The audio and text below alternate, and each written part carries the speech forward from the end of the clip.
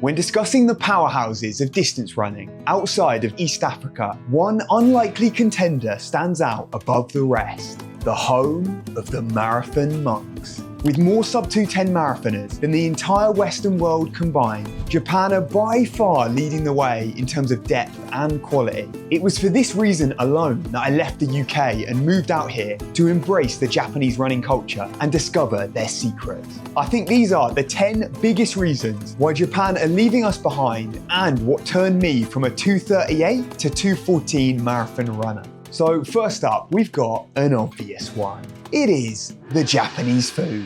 Now, you know this was going to be on the list. Any excuse to get a bit of scran in, of course, it's got to be done. But I do actually think this is a big part of why they run so fast out here. The diet is unreal. So behind me right here, we've got what's considered in Japan a fast food place. If you compare though this to your likes of Mackey's, Burger King, KFC, what people are scranning overseas, you'll see there's a massive, massive difference. So for dead cheap, you can get some unreal food that's going to fill you up pre-run, post-run, it's got you covered. I've talked about it enough on this channel, but when a fast food brekkie consists of a large-sized rice bowl, salmon, miso soup, egg, seaweed, pickles, and the elixir of life, natto, you're setting yourself up well for the day. It's not heavy on the wallet either, coming in at only £3.50, the same price as a British meal deal. I think you know which one I'm choosing. So I'm just biking back from skier now. I'm nice and filled up, ready for a big day of training. And actually the second point is what I'm doing right now. So the Japanese have a way more active lifestyle in general, I'd say, than us in the West. Especially in the big cities, everyone's walking, biking. It's slightly different out here in the countryside. You probably need a car to get around some places, but still, all the kids every morning from about the age of 3 are walking on their own to school. And then as they get a bit older, they might live a bit further away and then they're biking into school. And even if people are getting trains and buses and that kind of thing, they're still doing a whole load of walking around outside of that to the station, from the station to wherever they've got to get to. So you end up getting a ton of steps in. If you've ever been to Tokyo, you'll know it's bloody exhausting. You come out and then you check your watch and it's like, oh, you've knocked out 20,000 steps, no problem, just walking about. So while in the West, there's a lot of lazy bastards who just do nothing all day. I think it's built in from very young here that they're active, they're moving about, they're staying healthy. So it's the perfect base then to build on as natural runners. Right, touch back down at the Monk Mansion. I'm actually gonna head straight back out to hit a cafe, get a bit of editing done, but I wanted to discuss the next point, which is a little bit of a touchy subject, but it's undeniable this is a massive reason why they're so rapid, but that is weight. If only there were weight categories like fighting, I could be the heavyweight champ. Because compared to the Japanese boys that I'm running next to in races, I'm carrying about 15 kg. And that's mostly down to genetics, just being heavier. The Japanese build, especially the runners, is just so slight, so thin, that without even trying, they're all weighing about 50 kg. And while some people might deny it, it's a fact that the lighter you are, the quicker you're gonna be if you can stay injury-free and you're fueling healthily. Now, for example, for me to get down to 50 kg, I'd have to cut off one of my thunder thighs. It's literally impossible. And it would just be detrimental to performance. But the Japanese guys are blessed with a build that's pretty good for running. But I think the first 2 points we chatted about, the food and the active lifestyle, also tie into that and a reason why they're naturally way lighter than us in the West. Now, if you don't believe me on the weight factor, I think I'm the perfect example here. Back in the day when I was training for MMA, I was 80 kg. At that time, I ran a 2:38 marathon. Then about a year later, once I dropped 15 kg, I was down to about 66, 67. Without actually gaining any fitness, I'm down in the 220s. Purely because I got rid of that weighted backpack effectively that I was running with. And so it's undeniable that the Japanese have an advantage on that front. But the next few reasons are much more controllable. And this is where things get juicy. So let's venture out of Nanyo and hit up the nearby town of Nagai for some exploring as I break it down. Now, the next big factor, I think, is routine. The routine here and the structure, especially when it comes to timings, is ridiculous. I realised how big a difference it was when I arrived here and I was training with this group of amateur runners, very good runners, but they all had full-time jobs and stuff. So each morning we'd start training, like start reps at 6:30. So that meant waking up at about 5 at the latest to then be able to get your warm-up in, get over there, get started with training. But it was the precision. So it was like, if we had a starting time at 6:30, that meant on the dot, it wasn't 6:29, it wasn't 6:31. The reps started every single time precisely then. Timing is so important here. And it also comes down to training. It's like, if we have a certain pace that we're set for the reps, every single rep would be that pace within a second maybe. It was perfect routine, perfect structure, almost like military discipline. And that was just a group of amateur, like working runners, salarymen. Apparently the students and the teams, they take it to a whole nother level. So a couple of the boys actually on the ND Soft team were telling me about when they were at uni, they would have morning meeting every single day at 5:45, I think it was. And if you were late by 1 minute, any day of the year, didn't matter what the reason was, what the excuse was, your hair, gonzo.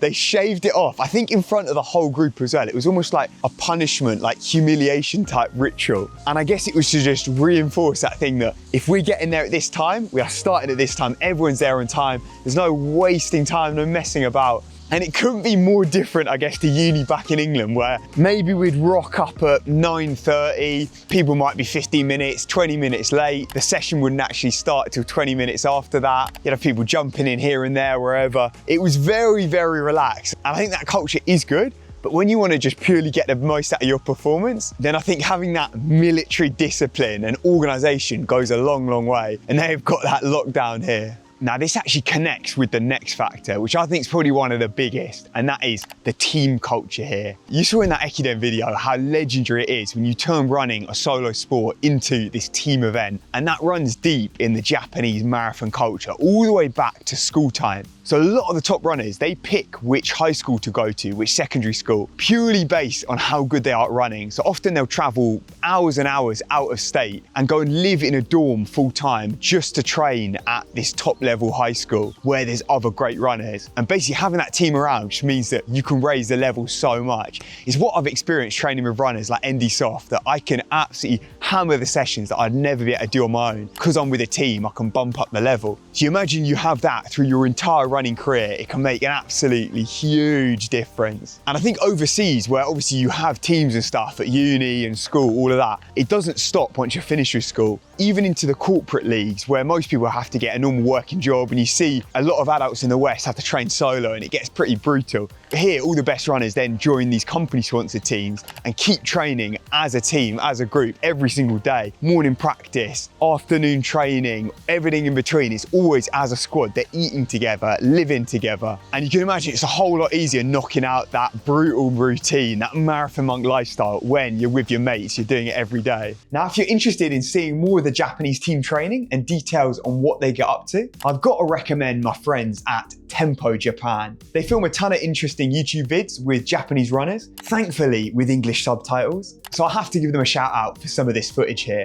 Now, I feel like overseas, we're taught to fear mileage. From a young age, you're like, oh, we can't hit the big mileage, you'll get injured, all of that. Well, I can tell you, I've had hundreds more injuries running low mileage and high intensity than I have smashing the big mileage. And from a young age, they are on the monster mileage. That marathon monk lifestyle, it starts young. We're talking by middle school, they're on the double days every day. By high school, they're knocking out the triples. They're not babied from a young age and told, oh, you can't do more than 5K. Even at uni, I remember thinking, 5K is a bloody long way. By university, they're already training for the half marathon. So then naturally, by the time you graduate, you're straight into marathons. And that's why you often see college students in Japan in their final year, 21, 22 years old, debuting in the marathon in like a 2:06. It's an absolute joke. But when you think about it, they've had a whole career of huge mileage. They've basically been building up to it since they're about 10 years old. And it's just what we see in East Africa as well. We hear the stories of them running to school from young. So they've built up that base.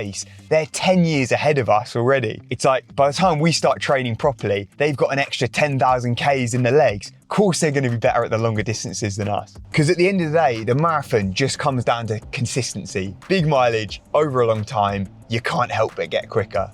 Now, as we whip over to a cafe, because I really got to crack on with a bit of editing today, I've been slacking, too much filming. I'm forgetting I need to finish off a video for tomorrow. But the next point you should have seen coming. It was an inevitable, and it is, of course, train harder, not smarter. Because that really is the essence of the Japanese training model. They don't worry about the data, the science, the numbers, all of that bollocks. All they worry about is working hard every day, pushing yourself and seeing how quick you can get. It's a big part of where my motto effectively came from. And I think a lot of people get confused by it. They don't understand. Of course it's smart, the training. Running high mileage, smashing sessions, taking your easy runs really easy. That is smart. But at the same time, it's very, very hard training. And I think they're very good at polarizing it. I know in the West, a lot of the time, we do a whole bunch of gray zone stuff, where it's like you run your easy runs too hard. So when it comes to the sessions, you're not fresh. You can't push them as hard as you should be able to. And everything falls into this weird middle zone. Whereas I think here, they polarize it massively. You see guys that have ran 2:06 marathons that refuse to run slower than 5-minute Ks or 8-minute miling on their easy days. They properly jog. But then when it comes to sessions,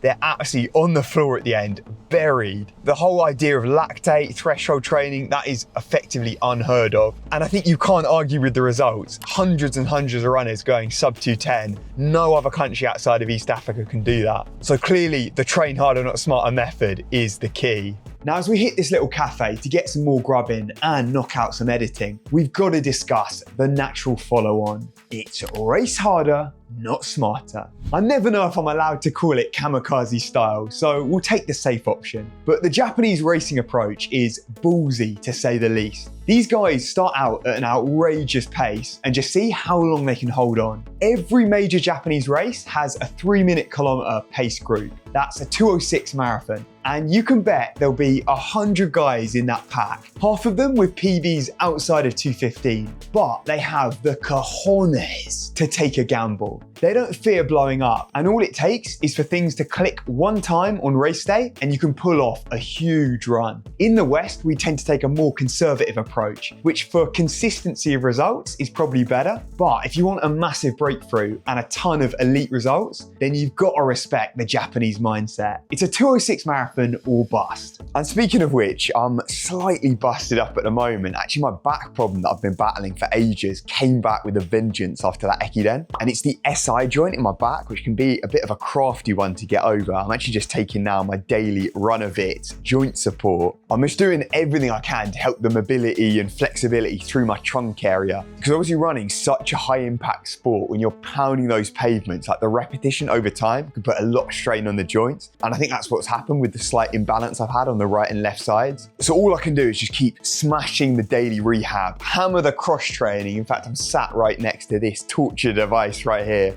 I've spent far too much time on that lately. And then also just stay on top of my nutrition and the supplementation like this. And as an outspoken anti-doping enthusiast, I'm not taking any chances. So this has been independently batch tested. Make sure there's no dodgy stuff, no banned substances. I'll leave a link down below, and I always appreciate brands like that help support this running dream of mine. Now for the next point, let's stretch the legs and pilgrimage up this mountain right here. But I thought this would be the perfect time to discuss the next big reason that Japanese have the advantage over us, and that is gaman. Now, I've had to pull up my phone here so I don't butcher this, but gaman is the concept of enduring the seemingly unbearable with patience and dignity.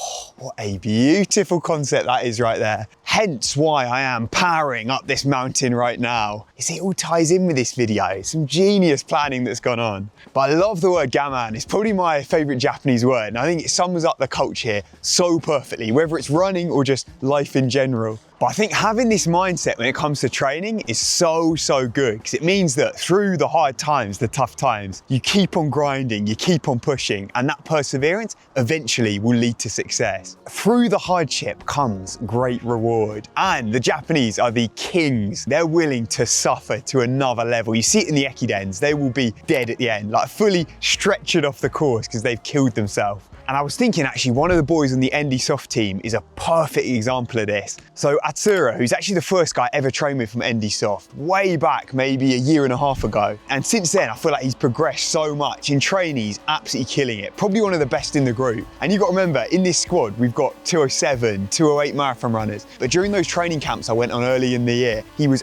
absolutely hammering it. Like no one could keep up with him. But his PB in the marathon, 2:15. Now it sounds decent, but for Japanese standards, especially for Jitsugoran runner, that is pretty bang average. And some of the sessions he'd been knocking out in training, mate, we're talking like 30K alternating intervals, averaging about 3 flat per K. Based off everything he'd done in training, he should be able to run a 2:07 marathon, maybe 2:08, but he kept on knocking these marathons out. For the last year or so, he'd maybe get to 30K and then just pop for whatever reason, or there'd be injuries or stomach problems or whatever it was, where he just couldn't deliver the time and he'd end up running 2:19 or 2:25 or 2:30 even. But he kept on grinding out, it didn't matter, he'd have a bad race, be like, all right, book the next marathon 3 months later, come back again, never mind, on to the next one, just book another one. He basically just thought, I'm not gonna quit, I'm gonna keep going for this and eventually it will come off. And on a hot, windy day, real tough course, Nagano Marathon just recently, actually a marathon I did the year before and it was brutal out there. He's gone and taken the win in this big marathon in a 2:12, and there's still, I feel like, so much more to come, but I think a lot of people might have just quit, given up eventually, been like, yeah, this marathon thing, it ain't for me. But you see over here, they just grind it out and eventually it pays off.